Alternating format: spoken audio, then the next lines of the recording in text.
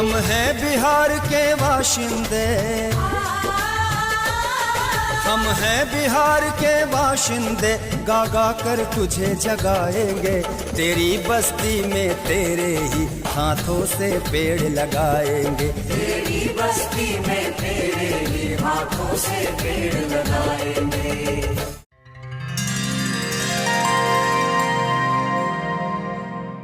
बिहार राज्य में आगामी बरसात के मौसम में जल जीवन हरियाली अभियान के तहत 2,51,00,000 पौधे रोपित किए जाने हैं, जिसमें वन विभाग के अतिरिक्त जीविका की दीदियों, ग्रामीण विकास विभाग तथा अन्य संस्थानों की सहभागिता होगी।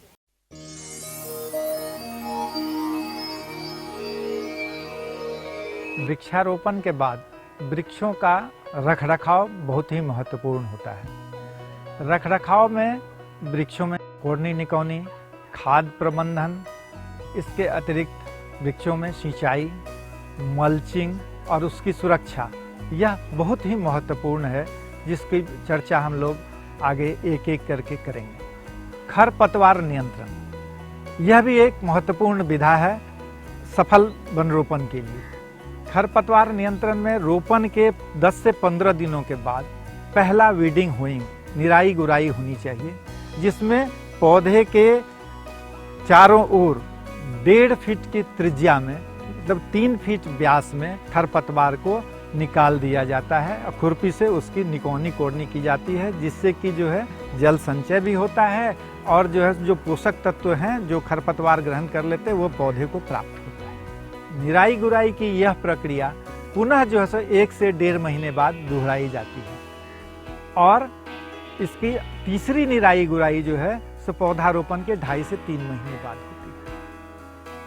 खाद का प्रबंधन, निराई गुराई के समय खरपतवार निकालने के बाद पौधे की जड़ से 10 सेंटीमीटर बाहर एक रिंग बना लिया जाता है, हल्का जो है सो गड्ढा बना लिया जाता है, उसमें DAP यूरिया की मात्रा जो है सो दी जाती है, उस रिंग में डाल करके मिट्टी से ढका जाता है। सामान्यतया प्रति पौधा एक माचिस की जो डिब्बी होती है उसमें भर करके जितना DAP मिलता है उसमें डाल देने से वो यथेष्ट होता है पौधे के पोषण के लिए। पौधे में जल प्रबंधन या सिंचाई, अगर बरसात के मौसम में सामान्य बारिश हो रही है और 2-3-4 दिनों पे बारिश हो जाती है तो पौधे को अलग से अतिरिक्त रूप से पानी देने की आवश्यकता नहीं है। अगर सामान्य बारिश नहीं हो रही है तो प्रति 3-4 दिनों के अंतराल पर पौधे में पटवन होना चाहिए। पटवन हमेशा जो है सूर्योदय के आसपास, सूर्योदय के तुरंत बाद और सूर्यास्त के ठीक पहले करना श्रेयस्कर है, क्योंकि बीच में तेज धूप में पटवन करने से पौधे में जो है सो वो उचित लाभ नहीं मिल पाता है और ज़्यादा से ज़्यादा पानी वाष्पीकृत हो जाता है, न कि वो पौधे को मिलता है। पौधे के आसपास के नमी को बचाने के लिए यह विधि जो दिखाई जा रही है, में ऊपर से सूखा हुआ मटेरियल जो है सो डाल दिया। ऐसा नहीं कि हरा घास डाल देंगे, झक देंगे, क्योंकि फिर जड़ पकड़ लेगा। तो सूखा हुआ पत्ता सब जो है सो समेट के उस पर डाल देंगे, जिससे क्या होगा कि उसके अंदर की जो नमी है वह तेज गर्मी में ऊपर नहीं भागेगी। नहीं तो हम पानी डालते जाएंगे और ऊपर से इतना गर्मी होगा कि सब पानी भाप बन के उड़ता चला जाएगा, तो पौधे को नहीं मिलेगा। इसको जो है सो मल्चिंग कहते हैं। वृक्षों के रोपण के बाद वृक्षों के आसपास घेरा बनाया जाता है।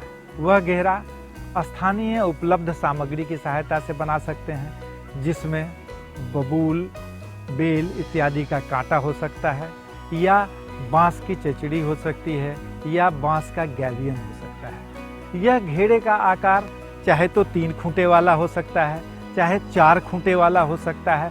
वह स्थानीय जो है उपलब्धता और आपकी सहजता पर निर्भर करता है। लेकिन हमेशा ध्यान रखना चाहिए कि जो उसकी हरी डालियाँ हैं, पत्ते हैं, उसका जो है सो मवेशियों द्वारा नुकसान नहीं है। इसको ध्यान में रख करके उसका घेरान करना चाहिए। इस प्रकार रखरखाव में जो महत्वपूर्ण बिंदुएं हैं, 10 से 15 दिनों के अंतराल पर पहला वीडिंग होइंग, निराई गुराई होनी चाहिए। पौधे की जड़ से 10 सेंटीमीटर बाहर में DAP यूरिया की मात्रा जो है डाल करके मिट्टी से ढका जाता है। अगर सामान्य बारिश नहीं हो रही है तो प्रति 3-4 दिनों के अंतराल पर पौधे में पटवन होना चाहिए। सूखा हुआ पत्ता सब जो है सो समेट के उस पर डाल देंगे, जिससे क्या होगा कि उसके अंदर की जो नमी है वह तेज गर्मी में ऊपर नहीं भागेगी। वृक्षों के रोपण के बाद घेरा बनाया जाता है। पौधा लगाना एक जो है सो प्रक्रिया है।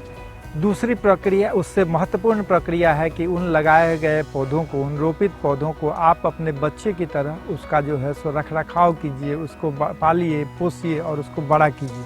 अन्यथा कितनी भी संख्या में हम लोग पौधे लगाएंगे, अगर उसका जो है सो हम लोग बचा नहीं पाएंगे तो उस पौधे के लगाने का अवसर हमको मिल सकता था, जो फ़ायदा मिल सकता था वो नहीं मिल पाएगा। अतः आप जो पौधे अपने खेतों में, बारों में लगाएंगी, उन पौधों का उचित रख रखाव करें और देखभाल करें। सावधानियां। कोरोना संक्रमण से बचने के लिए मास्क लगाएं, सामाजिक दूरी बनाए रखें, समय समय पर हाथ को साबुन से अच्छी तरह धोएं,